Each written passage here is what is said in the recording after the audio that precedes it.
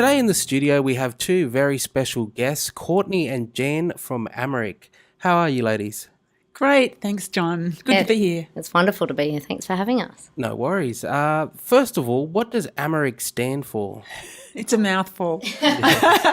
Animal Management in Rural and Remote Indigenous Communities. That's why we call it AMRRIC for short. Yeah, well, people know us as the dog mob as well. So often when we're in community, we don't use AMRRIC, we'll use dog mob.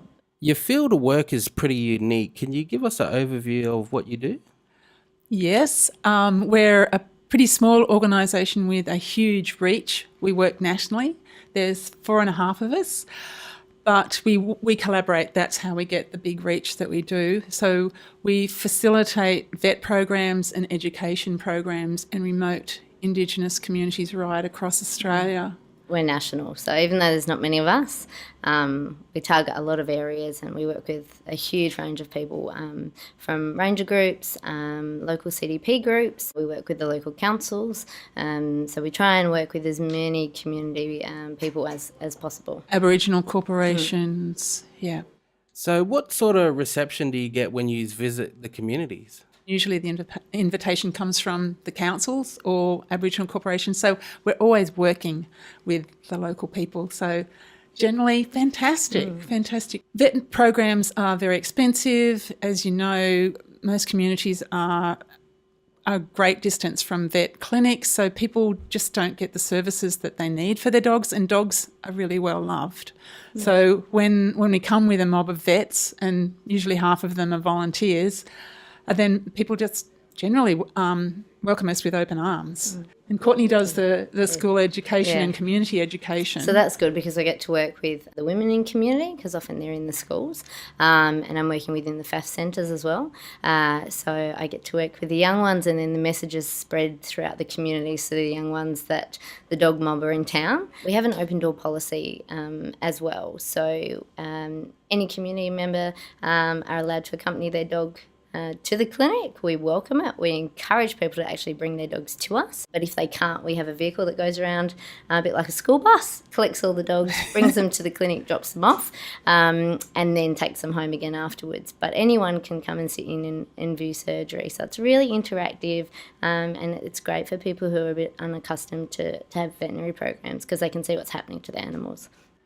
We were in Kintore in October and they hadn't had a surgical program, a surgical desexing of the dogs for 10 years, and the people knew exactly what's involved, and we were working out of the boardroom in the regional council office right in the centre of Kintore, and we had the local people coming all the time for a chat and just to have a look, and the school children as well. Once they knew that we were there, were really insistent on seeing what happened. So it's great to be open and welcoming and let people, it's a unique opportunity for the kids to see actual surgery happening.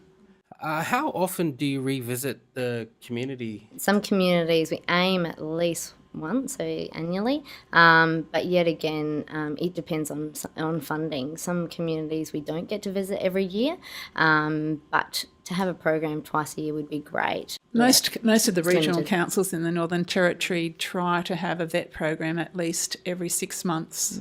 Basically to catch the dogs when they're cycling, so that it catches them before they have too many puppies. But we're also there to help people out with basic first aid and information. If there's an animal with a broken leg or has been hit by a car, we can talk to people about what needs to be done. So that's pretty important to try and get there as often as we can, so at least twice a year. Last year we were working with 3 different ranger groups, Jelk Rangers in Maningrida, Anandilyakwa Rangers in Groot, and Tamar Rangers in Wadair. And we received some funding to do a census of all the dogs and cats in the communities associated with those ranger groups, and we just had a ball, and I think so did the rangers, just going door to door and treating the dogs for mange and worms at the same time, and then talking to people about how many cats and dogs they've got. It was really quite interesting. We found that Maningrida had over 380 cats, which is interesting because it helps us to formulate and recommend what sort of veterinary programs is needed.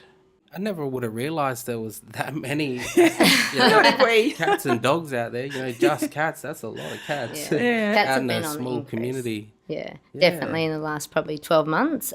Previously, we haven't noticed cats as much. They've been in community, but not in the numbers. But the issue is people have no understanding of the prolific breeding rates of cats and how often they can breed far more frequently than dogs can. And by the time their kittens are about 4 months old, the kittens are having litters, and then the parents are then again having litters. So I had a lady in one community say to me, "Oh, I just had one cat and now I've got 30. They're free roaming the animals in community. So and without consistent veterinary programs, which are desexing, either surgical or chemical sterilisation, they can breed, and that's what happened. She didn't want 30 cats.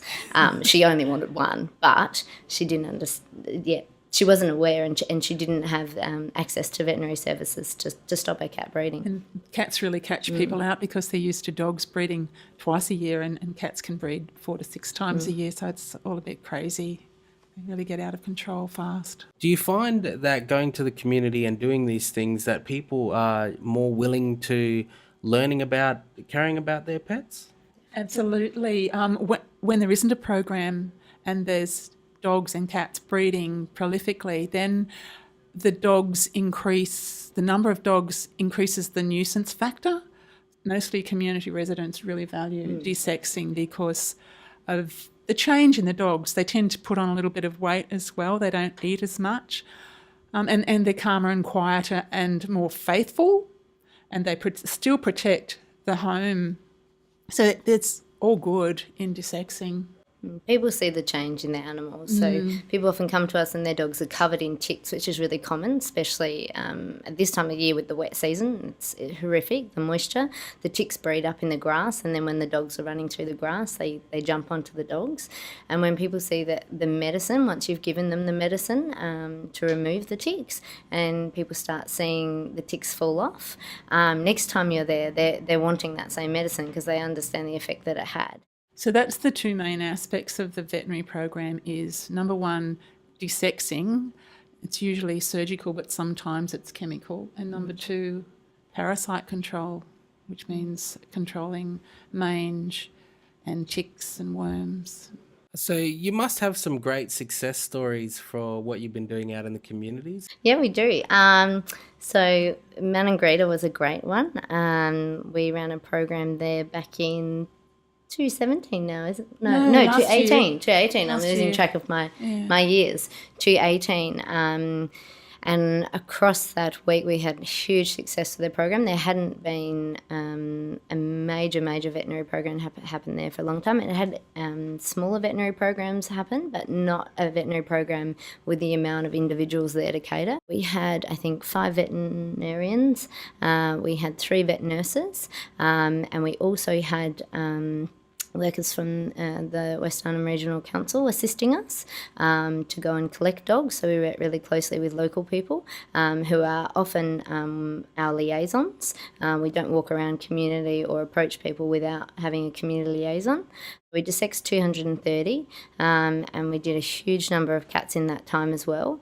And the community were, like, if they saw our vehicle going around, we were really lucky. West Arnhem, shout out to the council there, they were amazing. They actually built us a 4-caged dog unit on the back of a ute for us. So we had 4 compartments so we could go around and collect a heap of dogs at one time.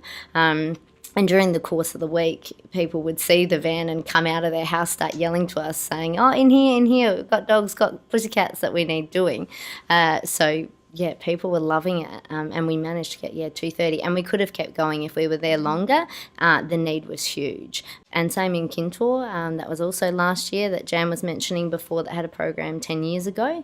We desexed 118 animals in that week, and this is a community, we've got to remember, that hasn't had a program for 10 years. So they're unaware of the services. They're apprehensive towards services because people are coming in and they don't know what's going on.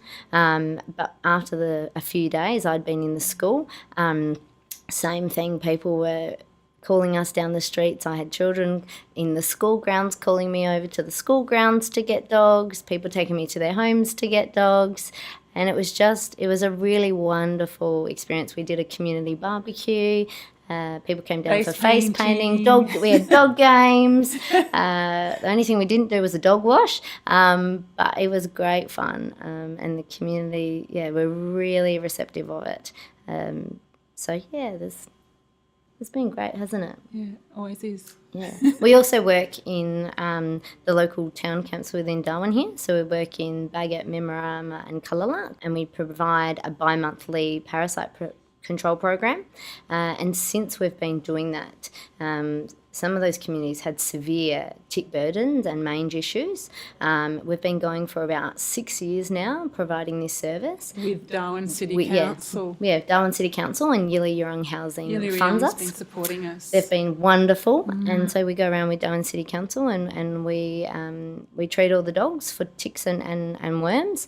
And you'd be lucky now to find dogs in there that have any ticks, and we've totally eliminated mange within those communities, where 5 years ago it was quite bad. But because of the consistency of the program, it's been great. And we know everyone in the communities, they're really receptive to us. They'll often ring us with concerns about their pets, which is great. People taking responsibility for their own pets. We get a range of calls down. I had one the other week. Someone had an issue with their dog that had an ingrown toenail. So it's great. So she took it's photos welcomed. of the toenail and it was growing into the pad, and we said, well, this is what you need to do. And she did it. She went down to Bunnings and got her little clippers and clipped her dog's toe out of its leg, and he's back up running around.